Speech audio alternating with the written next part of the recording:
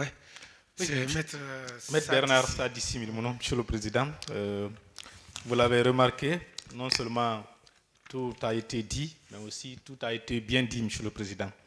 Et je voudrais tout simplement m'intéresser à un petit aspect de la procédure, qui n'est d'ailleurs pas petit parce que c'est l'élément essentiel de la procédure.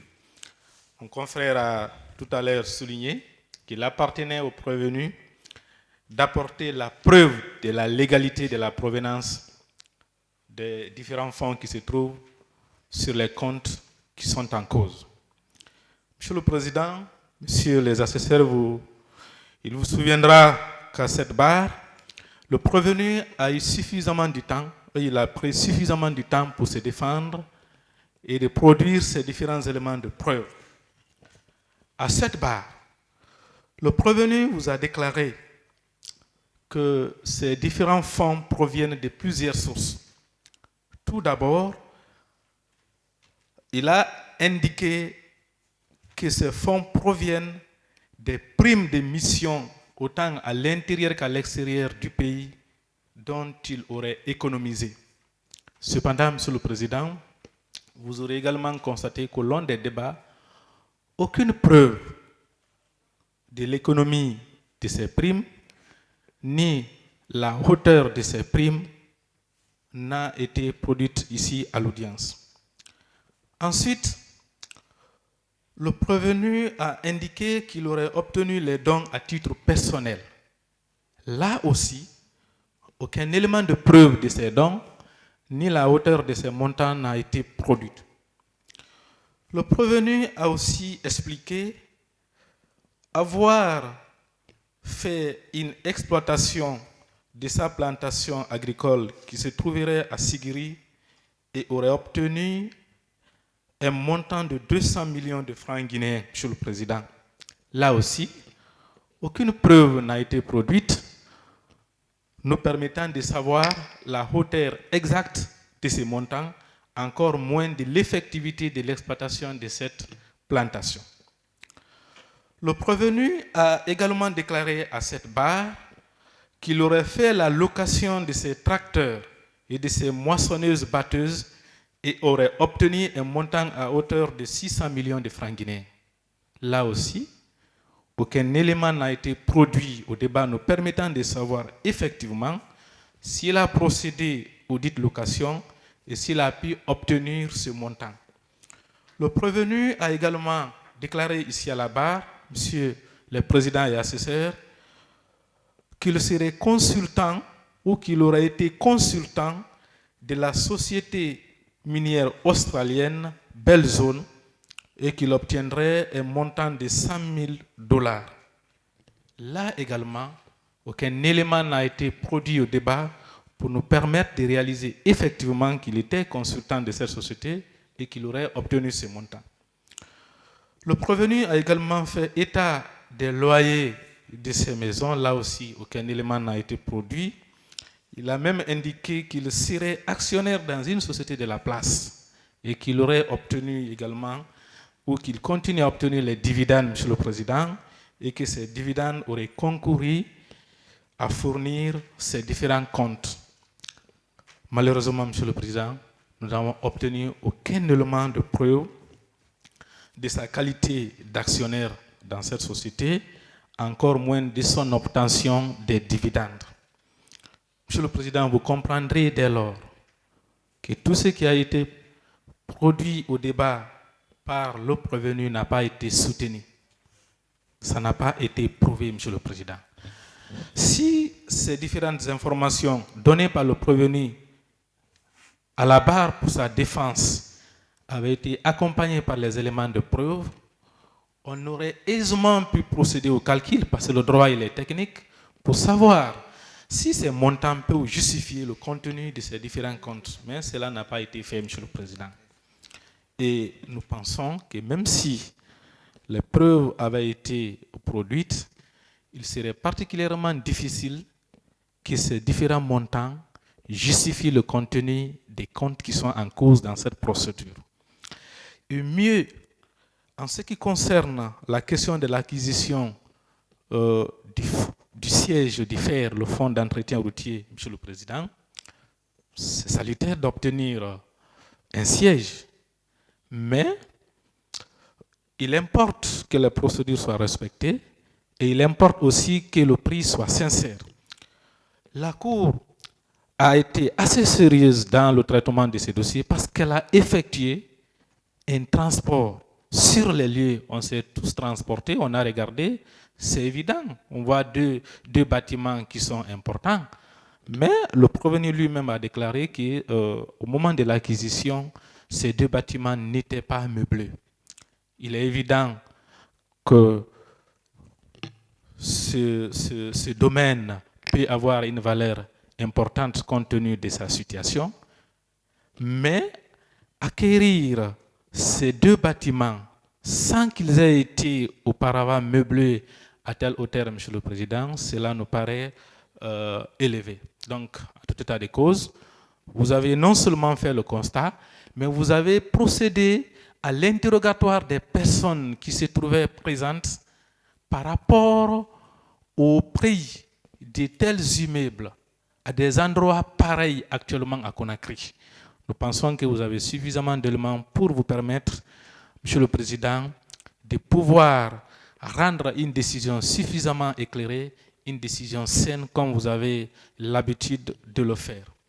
Sur la base donc de l'ensemble des éléments que je viens de produire en appui à ce qu'avait déjà produit mon confrère, Monsieur le Président et assesseur, nous vous prions très respectueusement de bien vouloir faire droit aux prétentions de l'État guinéen. Je vous remercie.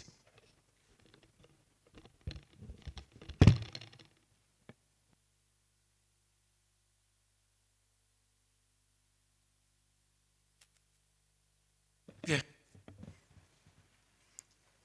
C'est bien du côté, c'est fini du côté de la partie civile. À présent, la défense. Le ministère public plutôt. Le ministère public. Allez-y. Président. C'est réquisition. Oui, merci Monsieur le Président. Merci de nous avoir passé la parole. Dans cette affaire ministère public contre Monsieur Souleymane Traoré, prévenu des faits de détournement de deniers publics, corruption d'agents publics, blanchiment de capitaux, enrichissement illicite et surfacturation. Monsieur le Président, honorable assesseur, je ne voudrais pas revenir sur tout ce qui a été développé et détaillé comme fait étant à l'origine de ces différentes préventions par les conseils de l'État qui les ont fait d'ailleurs avec une éloquence que je ne pourrais aller dans ce sens, Monsieur le Président, parce que ça a été clair et limpide.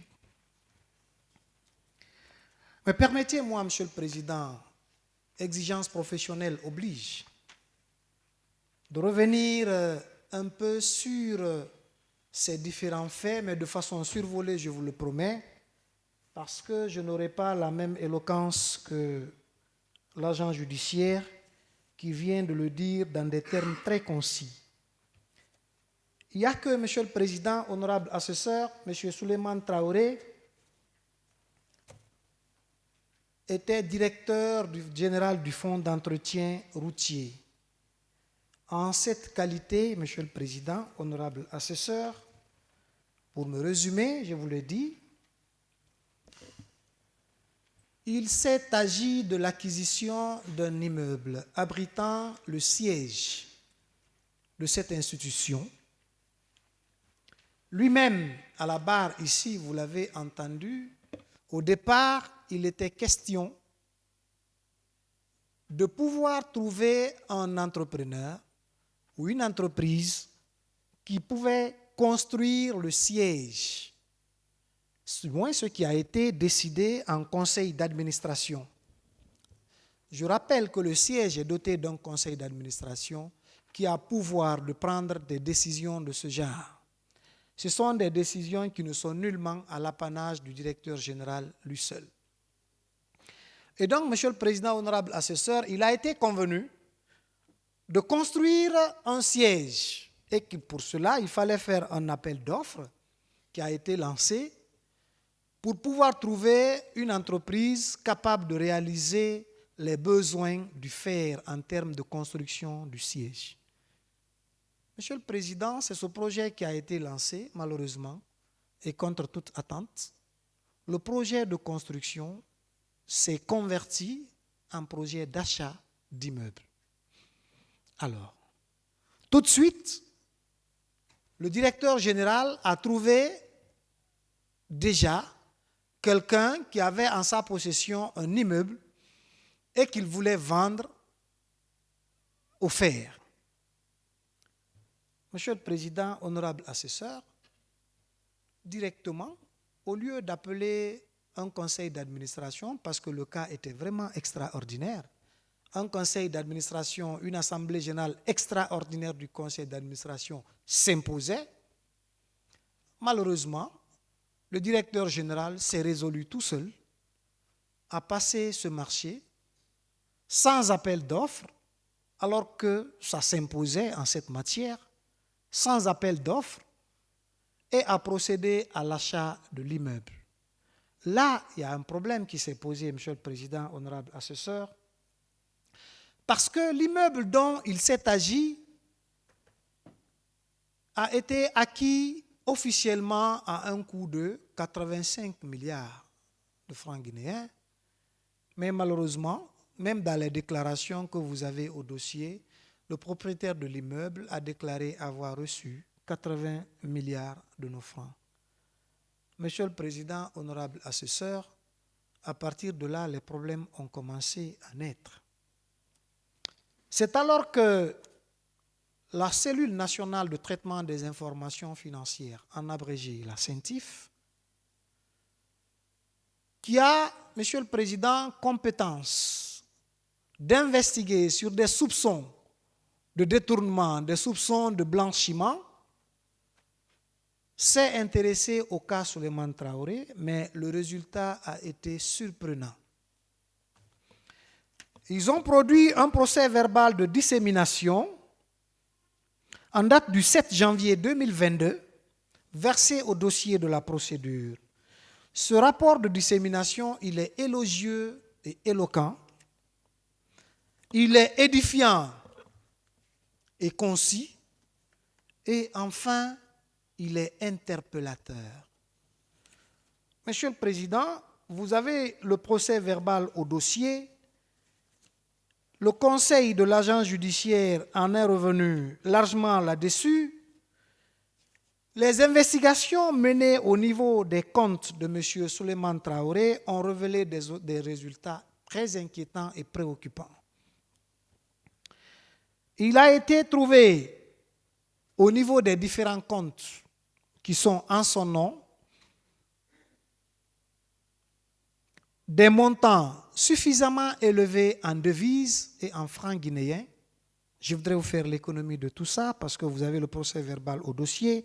Et mieux, Monsieur le Président, honorable assesseur, le conseil de l'agence judiciaire vous a précisé ça dans des français, comme je vous l'ai dit, plus que clair. Ces enfants, tous mineurs, sont également titulaires de comptes dans les différentes banques de la place et qui ont des soldes plus que créditeurs et qui donnent des tournures quand vous voyez les montants qui y sont figurés.